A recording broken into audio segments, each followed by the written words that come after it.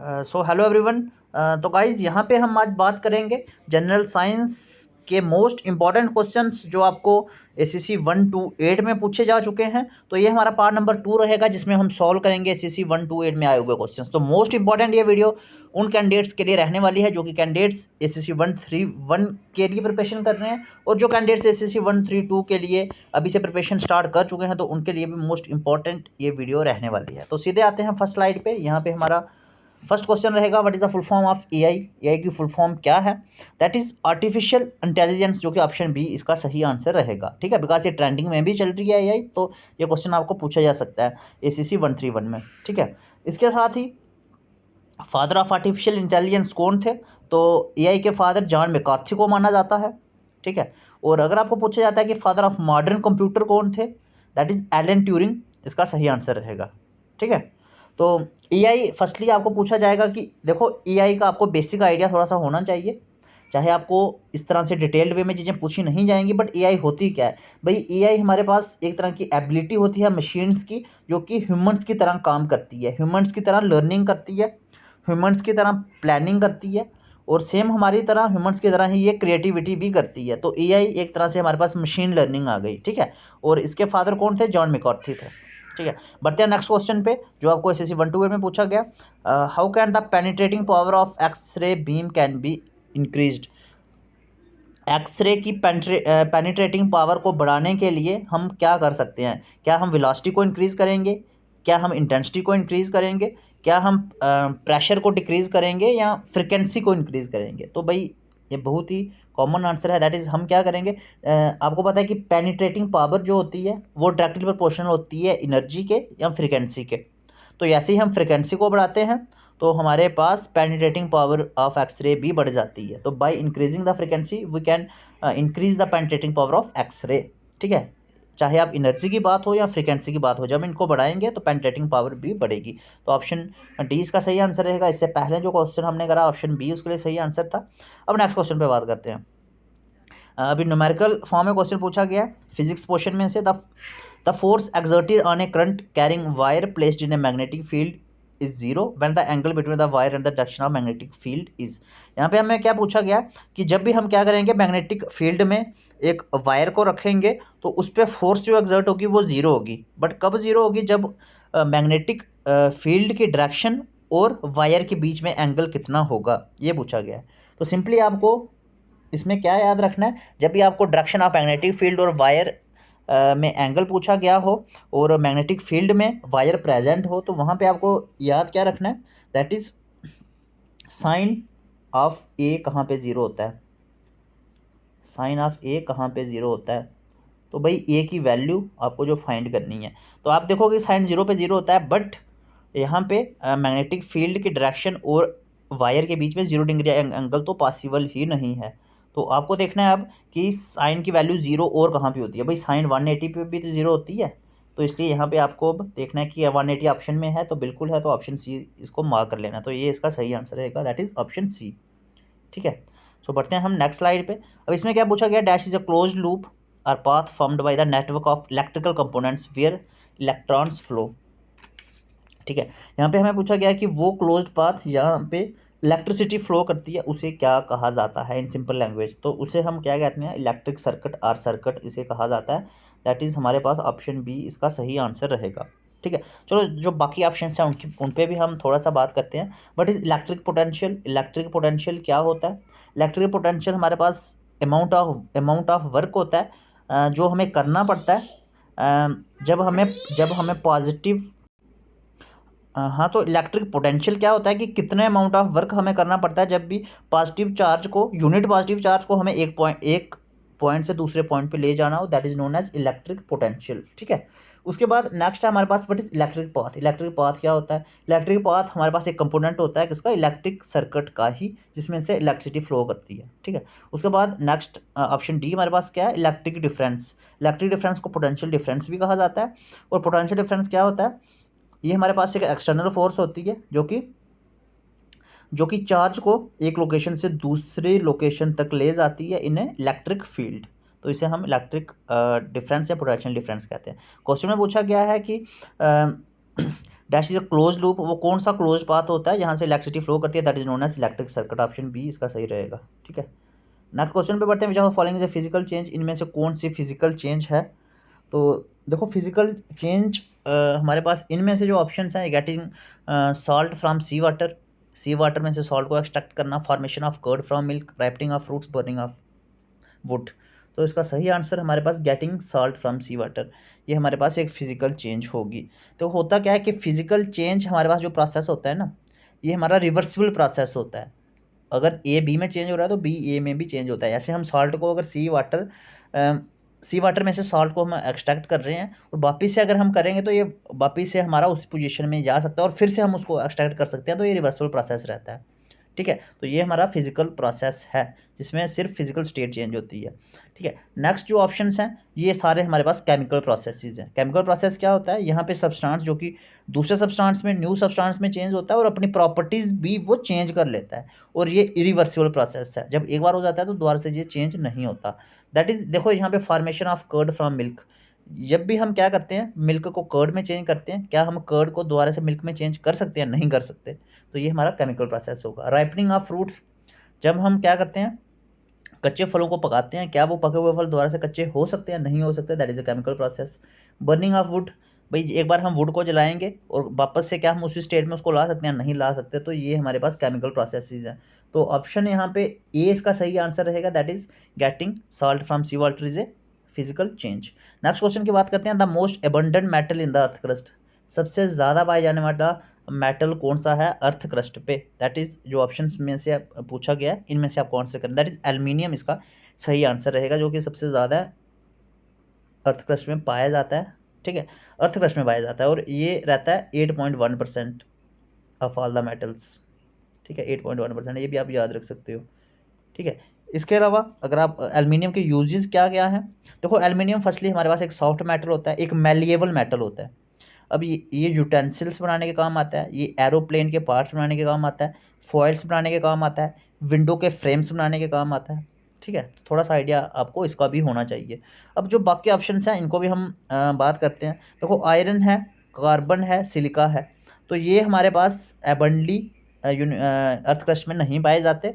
मैं आपको पूछता हूँ कि आप बताओ कि हार्डेस्ट हमारे पास जो नॉन मेटल है वो तो डायमंड है, ये सभी को पता होगा।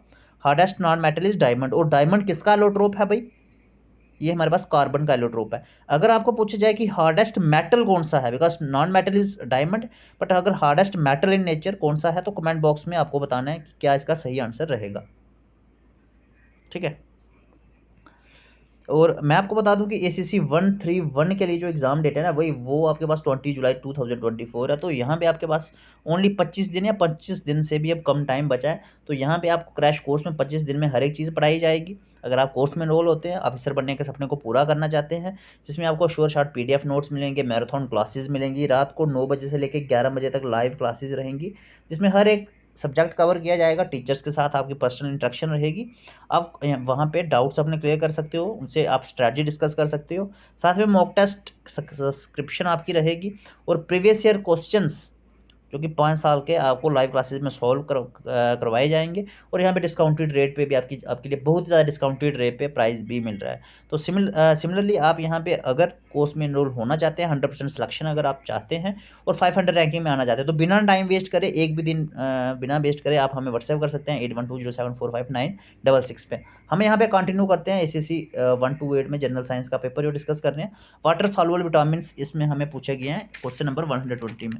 तो वाटर सॉल्युबल विटामिन्स कौन से होते हैं भाई? जो हमारे बॉडी में वाटर में स्टोर रहते हैं और ये कंटिन्यूसली रेप्लेनिश होते रहते हैं, मतलब ये रेगुलरली एक्सक्रीट होते रहते हैं। तो बॉडी को ज़्यादा ज़रूरत पड़ती है वाटर सॉल्युबल विटामिन्स की। ठीक है, और ये हमारे पास only B and C vitamins को वाटर सॉल्युबल विटामिन्स कहा जाता है। तो इसमें से क्वेश्चन आपको पूछा जा सकता है।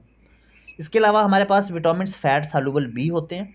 फैट सॉल्युबल विटामिन्स वो विटामिन्स होते हैं जो हमारी बॉडी में फैट सेल में स्टोर रहते हैं, और ये हमारी बॉडी कंटिन्यूसली या रेगुलरली बॉडी को नीड नहीं होती जिस तरह वाटर सॉल्युबल विटामिन्स की होती है।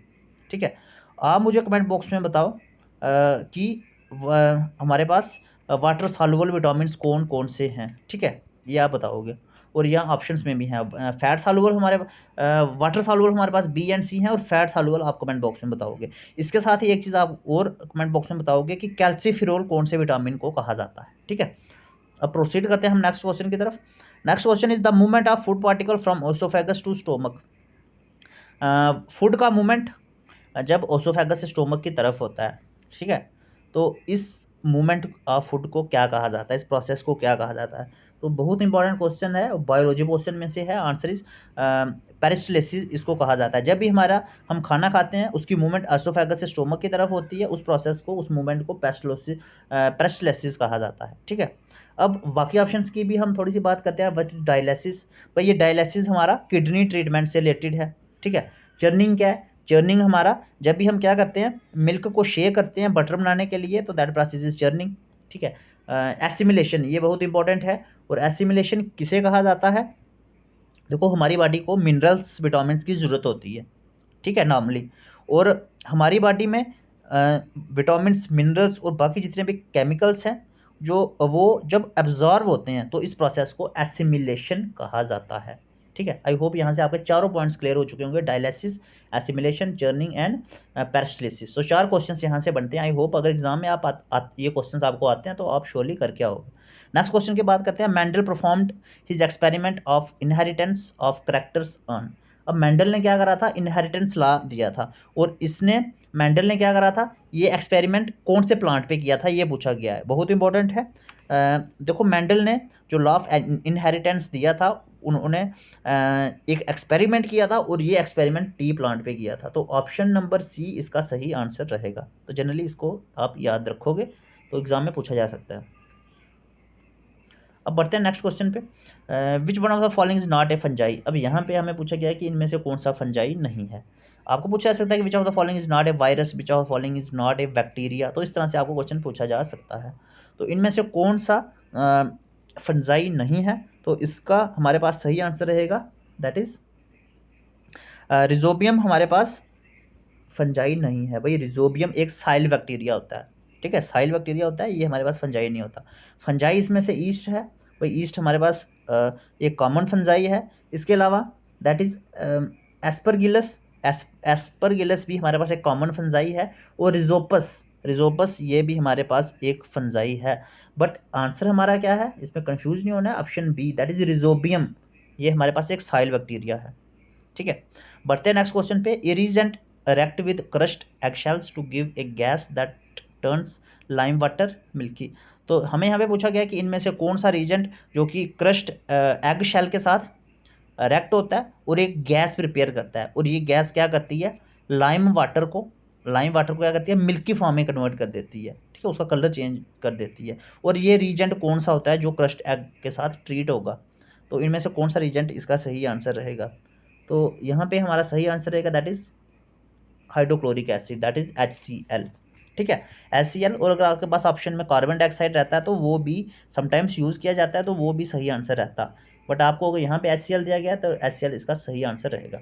ठीक है, और आपको कमेंट बॉक्स में क्या बताना है, मुझे बताओ कि रेड लिटमस पेपर को ब्लू में कौन कन्वर्ट करता है, एसिड करता है, बेस करता है कि सॉल्ट करता है, या इनमें से कोई नहीं करता। ठीक है, आई होप आप कमेंट बॉक्स में ज़रूर बताओगे। और कमेंट बॉक्स में इसलिए भी बताना जरूरी है बिकॉज यहाँ से तो आपकी चीज़ें क्लियर हो ही रही हैं, बट आप अपना एक्सटर्नल एफर्ट अगर लगाओगे ना तो चीज़ें आपकी और कवर हो जाएंगी इससे। ठीक है, और आपको पता भी नहीं चलेगा कि हमारे यहाँ से अगर हम सपोज 15 क्वेश्चंस अगर क्लास में कर रहे हैं और कमेंट बॉक्स में इंक्लूडिंग हम यहाँ पे ऑप्शंस भी डिस्कस करते हैं, तो आपके 30 से 40 क्वेश्चंस एक वीडियो से निकल रहे हैं। ठीक है, और कमेंट बॉक्स में ज़रूर बताएं जो मैं आपको क्वेश्चन पूछ रहा हूँ, और ये भी बताएं कि ये वीडियो आपके लिए कितने हेल्पफुल है, ये चीज़ें आपको समझ आ रही हैं कि नहीं आ रही। हम प्रोसीड करते हैं नेक्स्ट क्वेश्चन की तरफ। Which is the most electronegative element in periodic table. ठीक है, फर्स्टली पीरियोडिक टेबल की बात हो रही है, तो कमेंट बॉक्स में फर्स्टली आप मुझे बताओ कि पीरियोडिक टेबल में कितने नंबर ऑफ रोज एंड कितने नंबर ऑफ कॉलम्स होते हैं। ठीक है, बहुत बेसिक क्वेश्चन है, सभी को बताओगे, कमेंट बॉक्स में जरूर बताएं। अब पूछा गया कि सबसे इलेक्ट्रोनेगेटिव एलिमेंट पूरे पीरियोडिक टेबल में कौन सा है। देखो, इलेक्ट्रोनेगेटिव एलिमेंट्स वो एलिमेंट्स होते हैं जो बहुत ईजिली क्या करते हैं, इलेक्ट्रॉन्स को गेन कर लेते हैं। ठीक है, बिकॉज उनमें एफिनिटी होती है इलेक्ट्रॉन गेन करने की, उनको स्टेबल होने के लिए इलेक्ट्रॉन को गेन करना था, इसलिए वो गेन करते हैं। तो सबसे ज़्यादा जिनमें कैपेसिटी होती है इलेक्ट्रॉन गेन करने की उनको इलेक्ट्रोनेगेटिव एलिमेंट कहा जाता है, और जिनको इलेक्ट्रॉन को लूज़ करने की सबसे ज़्यादा कैपेसिटी होती है उनको इलेक्ट्रो पॉजिटिव एलिमेंट कहा जाता है। बिल्कुल मैं यहाँ पे बिल्कुल बेसिक डेफिनेशन की बात कर रहा हूँ जो आपके लिए समझना बिल्कुल ईजी है, ठीक है। अब यहाँ पे सबसे इलेक्ट्रोनेगेटिव एलिमेंट कौन सा है जिसको जो क्या कहता है बहुत इजीली इलेक्ट्रॉन को गेन कर सकता है, दैट इज यहाँ पे सही आंसर रहेगा फ्लोरीन। फ्लोरीन हमारे पास सबसे इलेक्ट्रोनेगेटिव एलिमेंट है, बिकॉज यहाँ पे पी शेल में 5 इलेक्ट्रॉन्स होते हैं और इसको एक ही इलेक्ट्रॉन चाहिए होता है स्टेबल होने के लिए, इसलिए ये सबसे रिएक्शन शो कर देता है, इसलिए ये सबसे इलेक्ट्रोनेगेटिव एलिमेंट है, ठीक है। और इसके साथ ही हमारे पास सबसे इलेक्ट्रोपॉजिटिव एलिमेंट कौन सा है पीरियोडिक टेबल में, that is francium is the most electropositive element in the periodic table, ठीक है। तो आप कमेंट बॉक्स में क्या बताओगे कि हमारे पास number of rows and number of columns कितने रहते हैं पीरियोडिक टेबल में, ठीक है। और ये हमारे मोस्ट इंपॉर्टेंट क्वेश्चन थे जो कि आपको एग्जाम में आ चुके हैं प्रीवियसली, ठीक है। और मैं आपको बता दूं कि बाई 1 गेट 1 फ्री के लिए यहाँ पे क्या है, अगर आप ACC 131 में इनरोल होते हैं विद इन 25 डेज में, अगर आप प्रिपरेशन करना चाहते हैं तो यहाँ पे आपको ACC 132 के लिए भी यहाँ पे बाई 1 गेट 1 का ऑफर मिलेगा। और यहाँ पे देखो अगर आप अभी से प्रिपरेशन शुरू करते हैं ACC 132 के लिए भी तो आपके पास प्लस पॉइंट रहेगा। और जो कैंडिडेट्स ACC 131 के लिए अभी भी भाई प्रिपरेशन शुरू करना चाहते हैं 20 दिन में भी, वो अगर आप सिलेक्शन चाहते हैं भाई बिना टाइम वेस्ट करे, अभी भी आपके पास 24 या 25 डेज़ का टाइम बचा हुआ है, अभी से आज से ही प्रिपरेशन शुरू कर दो, आज से ही यहाँ पे आप कोर्स में एनरोल हो सकते हैं। देखो इसमें कोर्स में एक तो फर्स्ट आपको डिस्काउंटेड प्राइस मिलेगा, दूसरा आपको 100% सिलेक्शन की गारंटी है, और तीसरा यहाँ पे आपकी टाइम को देखते हुए यहाँ पे चीज़ें एडजस्ट करी गई। आपकी क्लासेस विकास रात को रहेंगी, आपको PDF नोट्स व्हाट्सएप पे सेंड कर दिए जाएंगे, आपको हर एक स्ट्रैटेजी प्रोवाइड करी जाएगी जिस तरह से ड्यूटी कैंडिडेट्स को बिकॉज टाइम की दिक्कत रहती है तो उसी के अकॉर्डिंग यहाँ पे चीज़ों को एस्टैब्लिश करा गया है। देखो इसमें आपको फुल PDF नोट्स मिलेंगे जो कि हर एक सब्जेक्ट इंग्लिश मैथ साइंस हर एक सब्जेक्ट इसमें इंक्लूड रहेगा। लाइव क्लासेस रात को 9 बजे से लेकर 11 बजे तक रहेंगी, टीचर्स के साथ पर्सनल इंटरेक्शन आपकी रहेगी, आप डाउट्स उनसे पूछ सकते हो, आप उनसे स्ट्रैटेजी पूछ सकते हो, कोई भी दिक्कत आपको रहती है आप उनसे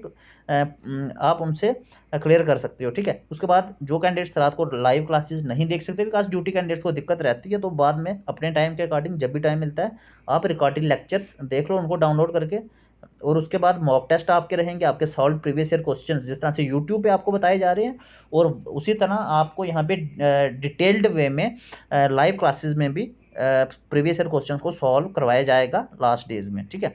और साथ में आप यहाँ पे कोर्स इनरोल होने के लिए आप हमें व्हाट्सएप कर सकते हैं 8120745966 पे, और ये बहुत ही कम यहाँ पे सीट्स पेंडिंग है और लिमिटेड टाइम के लिए ऑफर आपके लिए है, ठीक है। तो कोर्स में इनरोल होने के लिए आप हमें व्हाट्सएप कर सकते हैं, और ये इंपॉर्टेंट वीडियोस को भाई रिवाइज करते रहिए बार बार बिकॉज ये एग्जाम के लिए बहुत ज़्यादा इंपॉर्टेंट है। सो मिलते हैं गाइज नेक्स्ट वीडियो में, thank you so much and wish you all the best.